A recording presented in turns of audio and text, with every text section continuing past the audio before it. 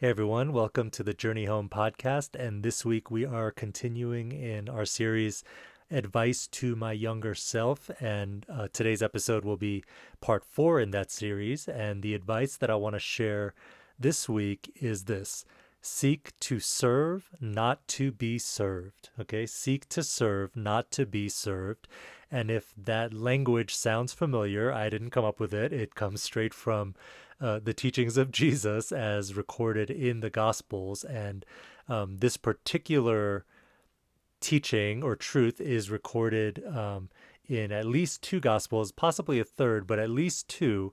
And I'm going to read some portions from the account that's recorded in the Gospel of Matthew.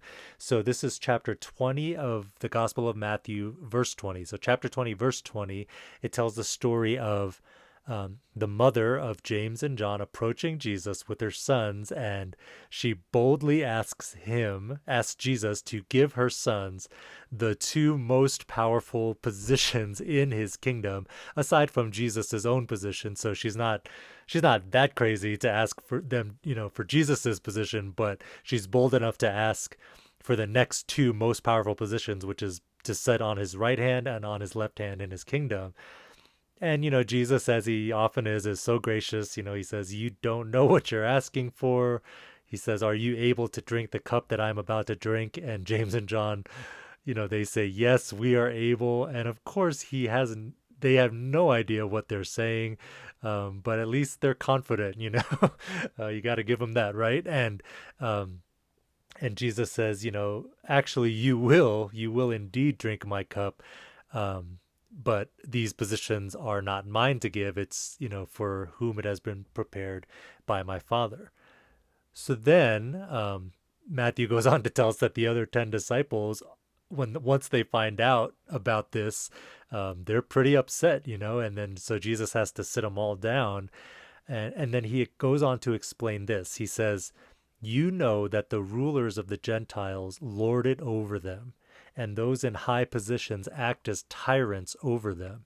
It must not be like that among you." Okay, I'll read that again. "It must not be like that among you. On the contrary, whoever wants to become great among you must be your servant, and whoever wants to be first among you must be your slave. Just as the Son of Man did not come to be served, but to serve, and to give his life as a ransom for many." Okay, so we're going to talk about this truth here today, but I want to start by just, um, you know, giving. Just let me just say a couple things. First is that I know that you might hear that word slave or even that word servant, and it might trigger a reaction in you because many of us know that very tragically the scriptures were used to justify slavery and the enslavement of Africans here in our own country. It's one of the most tragic sins, I believe, in our national history. And I think what makes it even more tragic, the event alone is tragic, but the fact that scriptures were used to justify it, to even preach to the slaves that, it was God's will for them to be, the slaves of these white slave owners, and I just think I hope we can all see that that is a clear misuse, a clear distortion of the truth. I don't believe that is what Jesus is talking about at all when he tells us to become servants, when he tells us to become slaves. Actually, Jesus is so committed to our freedom. He came to set us free. Um, but the beauty of his kingdom is that we can choose in our freedom to serve one another and to lay down our lives for one another. But it's not something that anyone forces us to do. It actually only makes sense in his kingdom when we choose it, just as Jesus chose it. He wasn't forced to become a servant. He wasn't forced to, come and, put on flesh and become Emmanuel, God with us. He said, just as the Son of Man did not come to be served, but to serve and to give his life as a ransom for many. It was his choice. And that's actually what makes it so powerful and so beautiful. And he invites us into that same thing, to take the freedom that we've been given and choose to lay our life down, really for him, but for one another as well. And so again, it's not something that someone can force us into or should force us into. It's our choice, and it's our joy, really, when we understand the way that his kingdom works. And on the other side of this, I will say, there are some who really take this scripture to heart, but maybe too extreme, and they're just serving all the time, and they also neglect to care for themselves or their own families or their own bodies. And I don't believe that's what Jesus is talking about either. But to be sure, he is talking about sacrifice, but he also loves us, so we have to keep those things in balance. He's not trying to just run us ragged, in the name of being a servant, right? So there's lots of disclaimers that I have to offer. But that being said, I think his point is very clear, and it flies in the face of conventional wisdom and the value system that most of us are taught, right? Because most of us, when we think about greatness, we probably do think of gaining some high position or having some authority or having, leadership over, a certain number of people, whether, and that number can vary according to the person, right? But the point is that we often think of greatness in that way, right? Or authority or leadership in that way. And I'm not saying that that's not, those aren't aspects of leadership. But I think the main thing I would emphasize here is that Jesus's definition of greatness is very, very different than ours, right? Than what we might think. His pathway to greatness is very different than we might think. And, it's what some have called the inside, outside, upside down kingdom, right? Like the way he does things in his kingdom, his value system is so contrary to ours in many ways. And so, again, he says very clearly, if you want to be great, and notice he doesn't rebuke anyone for wanting to be great. I believe that is actually a God-given desire. But the trick is that we have to pursue greatness according to his terms, not according to the definitions and value systems of this world and this world's kingdoms, right? And he makes it very clear, if you want to be great, you must be your servant. And he offers himself as the picture, as the model. He's not asking us to do something that he didn't do. He said, just as he didn't come to be served, but instead he came to serve, that's what he invites us into as well.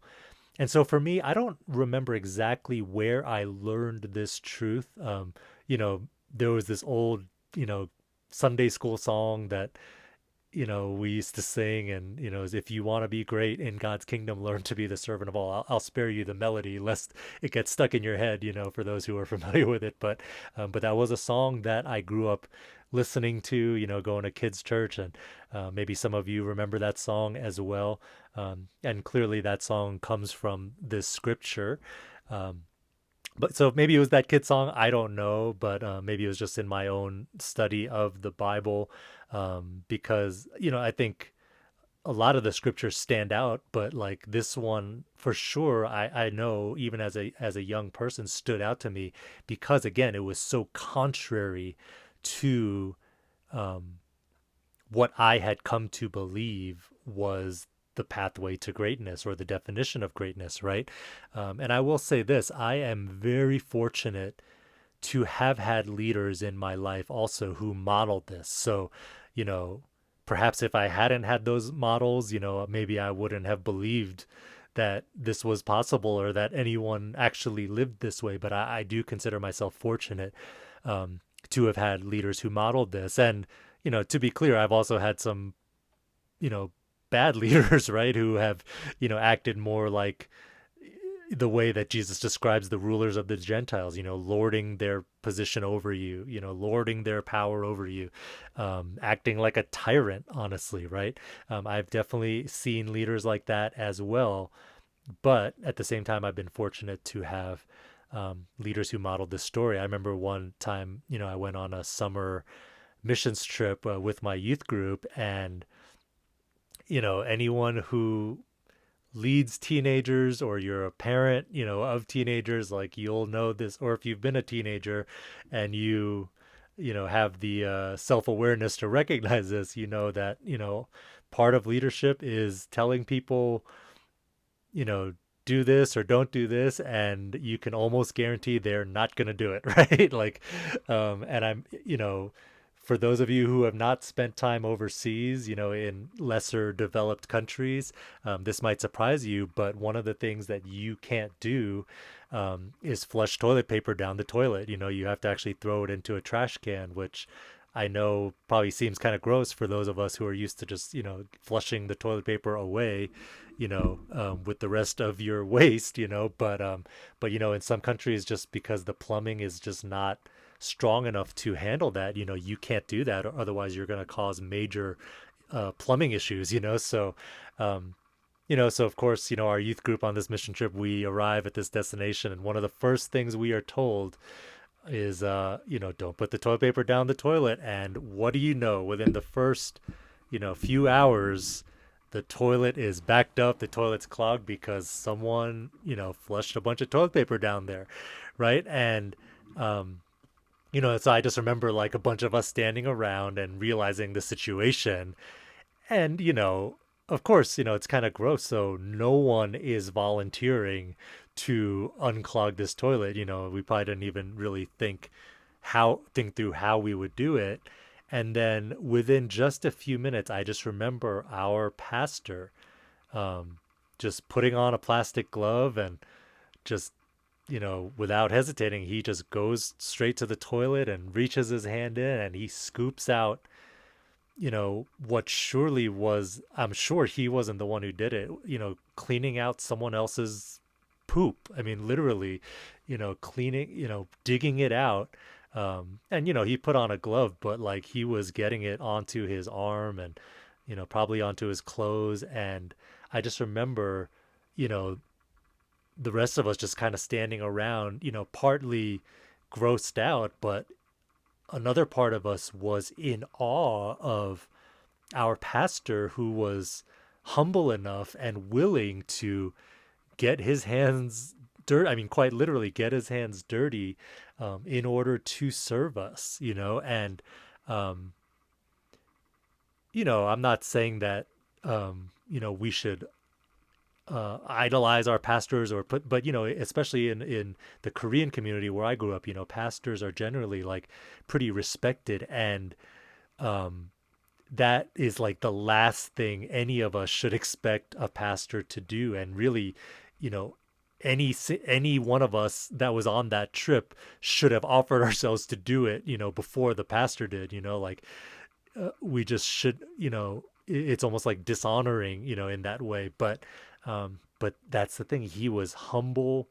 And here's the thing, like he never brought it up. He didn't make us feel guilty. Like it was just like, to him, it seemed like it was just the obvious thing to do. And that was so, mind blowing to me as a young person. I was shocked, honestly, to see that he was willing to do this, because truthfully, not every leader that I had had up until that point probably would have been willing to do that, And just to be clear, I'm not saying like, your pastor has to be willing to do that or else he's not humble and he's not a servant. There's hundreds of ways that pastors serve, that we're not even aware of, honestly. So I'm not trying to say like this is the specific litmus test for humility. I'm just giving it as an example, right? But there's probably so many other examples that I could give too.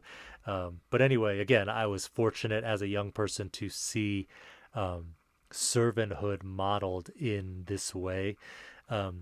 Recently I read an article, and it's a secular article. It's actually written by a man named Andrew Yang, who, if you're familiar, he ran for the Democratic presidential nomination in this last election. And I think this article is an excerpt actually from a book that he wrote, I think about his journey and what he experienced in that campaigning process. He didn't win, but just, what he went through in that process. And it's really interesting because, I'll put a link to the article in the notes in case you're curious to take a look at it. But again, yeah, I mean, you can read, the full article for yourself. But one of the things that stood out to me is he basically came to realize that the process of running for president, you basically learn a lot of habits that, in his opinion, actually make you a pretty bad leader. Which is really interesting. And again, you can read the full article for yourself. But a lot of it has to do with the way you're treated, because everything in that campaign revolves around you. And his point is that can really mess with your head. Literally, it can actually, there's even like, neurological things that you can observe that happens to someone's brain, which he discusses in the article. But his point is that because everything revolves around you as the candidate, like that can really mess with your head, and it can lead you, if you're not careful, to embrace certain things that actually end up making you a pretty terrible leader. In the article, he talks about a psychology professor at UC Berkeley. I apologize if I'm mispronouncing the name, but it's a man named Dasher Keltner, and he talks about some studies that he has done on the influence of power on individuals. And I'll just read, this is a quote from the article. He says, he puts people in positions of power relative to each other in different settings. He has consistently found that power over time makes one more impulsive, more reckless, and less able to see things from others' points of view. It also leads one to be more rude, more likely to cheat on one's spouse, less attentive to other people, and less interested in the experience of others. And so, I know we probably all have different definitions of what makes a good leader, but I hope we can agree, like, those are not qualities that would make a good leader. Those are not qualities that are desirable for any leader. And, he's referring to his experience in the political realm. But, I think for those of us in the church, I think we can, sadly, that description, I think, matches at least what we've seen in some of our leaders. And, we've seen leaders with pretty high profile, what we like to call falls from grace, right? And so that is a tragedy. But I think we have to ask ourselves, like, how did they get to that place? How did they, because again, I don't think anyone starts out wanting to fall in that way or wanting to become, less sensitive to people or become a bad leader, right? But it's very clear that it does happen. And so I think we have to ask ourselves why. And I think there are also lessons we can learn from, studies like this or observations like this, and of course from the teachings of Jesus, in how we steward power, how we carry power. And I don't believe that God is against power. Actually, he has given us authority already as believers, and I believe he wants to give us entrust us with more power, more authority, but we have to learn to yield it correctly. And that's why this advice that I'm giving you, which again comes from Jesus himself, right? It's the wisdom of his kingdom. He is wisdom, but as we learn of his ways, there's a part of us that also can marvel at the wisdom of his kingdom, because he knows that there's a desire for greatness in us. And again, like I said earlier, he doesn't invalidate that. He doesn't shame us for it, because I believe it's God-given. But the key is that, and this is the wisdom of the kingdom, he makes the requirement for greatness servanthood.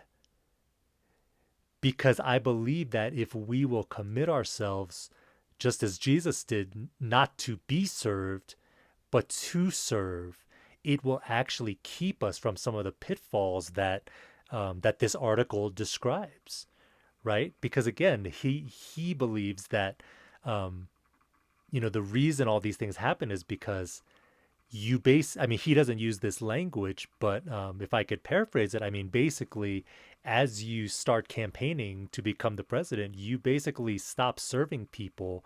And basically, you're surrounded by all these people whose one and only job is to serve you.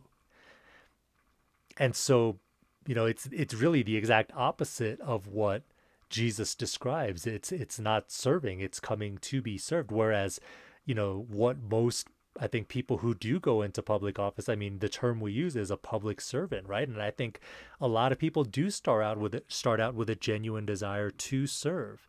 And I think it's the same in the church. I think a lot of people start out with a genuine desire to serve the Lord, to serve the church. And some people are able to um, do that faithfully, without major scandal, for a long time. But, I think it's pretty obvious that many of us have lost our way or have the ability to lose our way.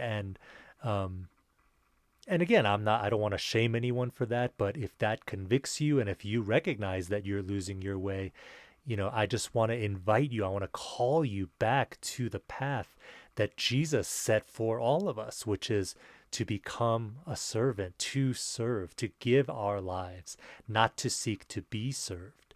And so I want to encourage all of you, I want to challenge you, if you carry any position of leadership or power, or if you even aspire to, then learn to serve, learn to be the servant of all. If you have a desire to be great in God's kingdom, that's fantastic. I commend you for that.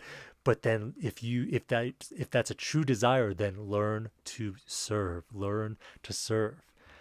And lastly, if you've been in a position of leadership for a while, because another point he makes in the article is that the longer you're in this kind of position, the more dramatic these negative effects can be, the more extreme they're going to be over time.